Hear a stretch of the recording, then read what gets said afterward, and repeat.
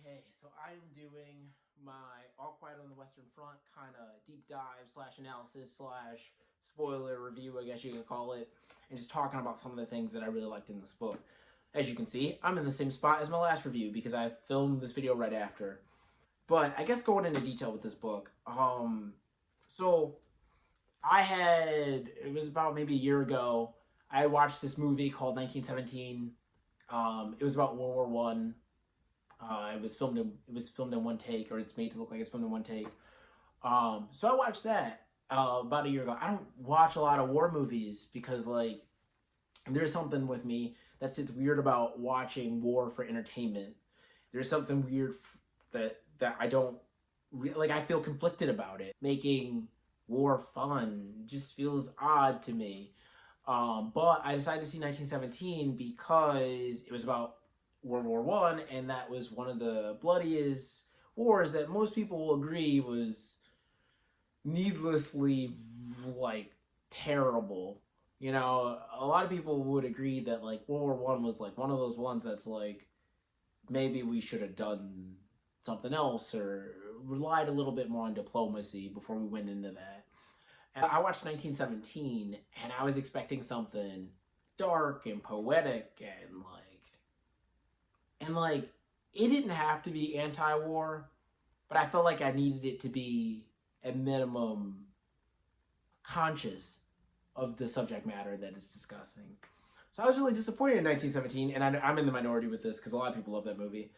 I found 1917 to be a bit irresponsible within its portrayal. Obviously, the standalone story was based on a true story, but the hard thing is that one could watch that movie and walk away and feel like, hey, that was a pretty heroic tale, and it is in and of itself. But at the same time, I don't know if one questions war in general when they see that movie, and I don't. And that's probably not, again, the point of that film. It's not the point of that film is not for you to question war. And that's the thing I loved about this book is that I felt like this book humanized everyone so much, even characters that are just there to be enemies. It humanized them so much that you do question what's going on, and I think that's important. And I think that ultimately, I think that would lead us as a society to have kind of diplomacy be at the forefront of our options in terms of conflict. But that's just me. So anyway, getting into the book and why I loved it. Again, we start off with Paul. He ended up enlisting himself because it's what his nation was talking about. It was the patriotic thing to do. So he enlists with a bunch of his friends, and they're excited. And all the old people, the people that aren't going to war are they're pumping these guys up. They're like, yeah, it's gonna be great, for the glory of Germany and everything like that. And it's just not what he thought. It's not glorious, it's not heroic, it's bloody and dirty and disgusting.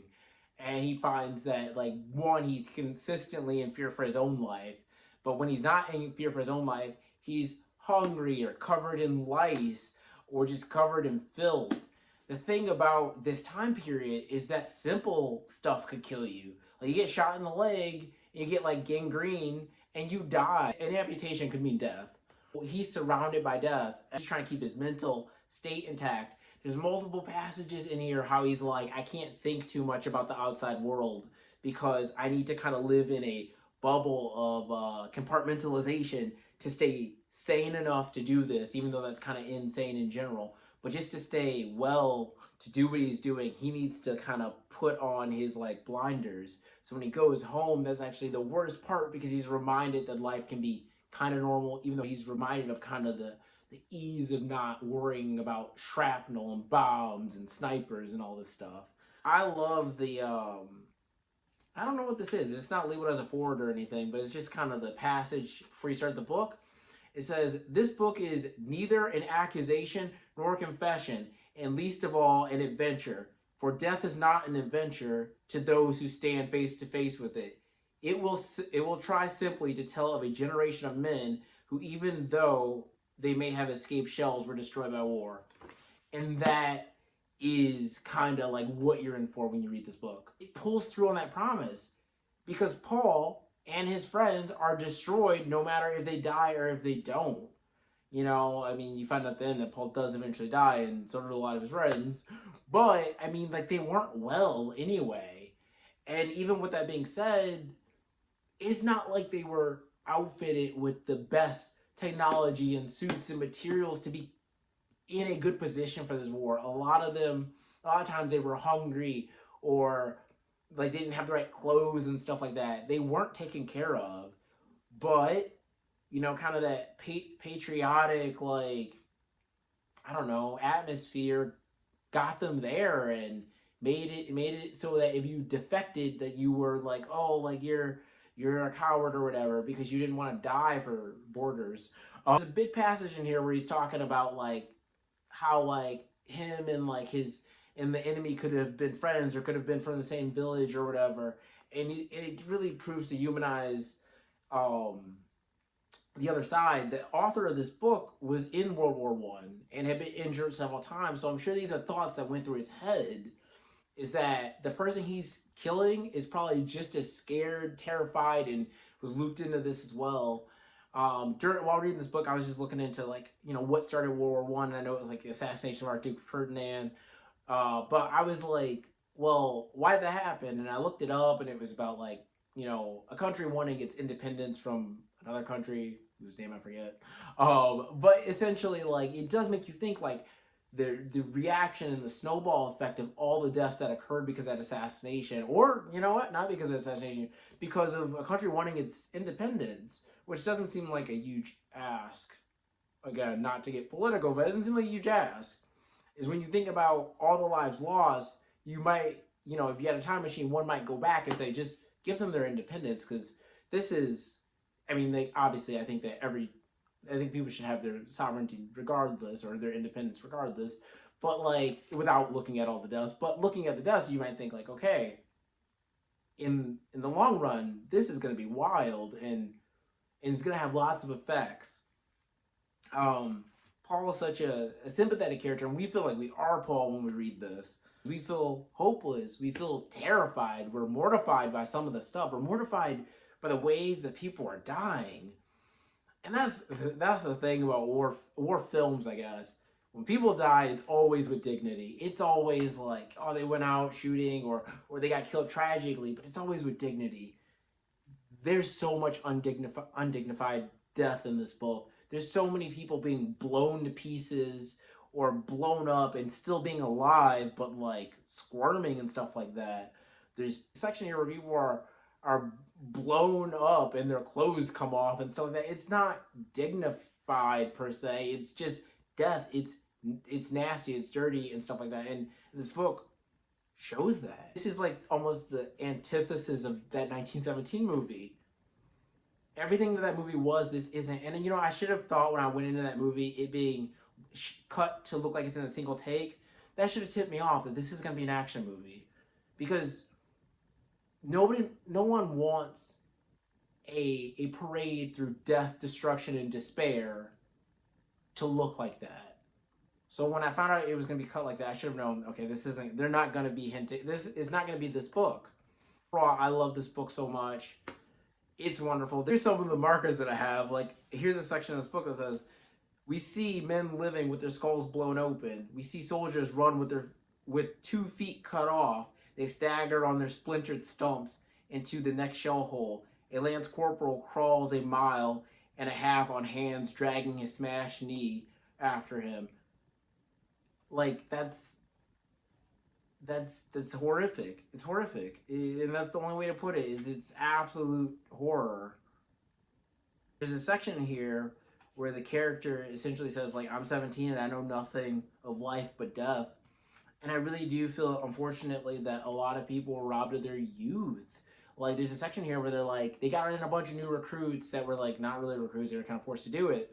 But they got in a bunch of new people that are just getting mowed down because they're undertrained. They're not trained for this. They're doing things wrong. They don't know the different sounds to what means what explosion, because different explosions mean that you should do different things. And that's sad, because what you have here is you have the nation's youth getting absolutely decimated. And not to be controversial, but for what? I mean, what, you know, like, for what ultimately? And it's sad. You have people that are undertrained, that aren't put in a position to survive, that are going out there and getting mowed down. I think that there's a lesson in here in general about current society, and about like when, how and when we decide to take up armed conflicts. I did some more research on this book, and it does not surprise me that this was burned in Nazi Germany, because it humanizes the enemy and stuff like that. And it is written by a German fellow, Eric. But like, it's just, this book has so much to say in a little, you know, and not many pages, but it says it beautifully, and I love this book so much. I would be interested to find out why, if you do not like this book, I'd be interested to find out why you don't like this book. Um, and again, like, maybe I've touched on some things that are maybe a bit too controversial. Maybe, I don't know. But I think it's impossible not to talk about these themes when talking about this book. So, yeah. But that's kind of like my more in depth kind of exploration of this book. I loved it a lot. I think that, you know, everyone should read this. And I think it's required reading in some places. Um, but this book stands to teach us a lot about conflict. And, you know, when you think of, like, this got me thinking about, like, well, World War II happened after this. And, you know, a lot of people will say that, and again, I don't, like, this is opinion, but a lot of people will say that, like, due to the, like, there's a lot of factors obviously at play, but some of the sanctions posed on Germany kind of caused, like, this weird nationalistic fester of whatever, what became Nazi Germany. Um, is people in their desperation gave into these disgusting attitudes, and that started World War II ultimately, and a lot of people obviously died from that, and the Holocaust and things like that. And you just wonder, like, had we taken a different route with this, would things have been different from like the future, you know? Um, so I hope that that makes people think, our politicians, our voters, wherever you are in the world, but hopefully that makes people think, like, about who they vote for and how quick they are to engage in armed conflicts, because it's not just the armed conflict you're in, it proves to have long-term consequences in history. Um, so yeah, great book, a really somber story, but I loved it. This is a wonderful read, and I will probably read this again. So yeah, thanks. Leave some comments below. Tell me if you liked it. Tell me if you hated it. I'd love to find out. I'd love to hear if you hated it and why. So if you hated this book, please tell me why. If you like this book, please tell me why also. But that is the video. Yeah, so I'm gonna try to get these out weekly. I have a backlog of books that I've read. So yeah, subscribe.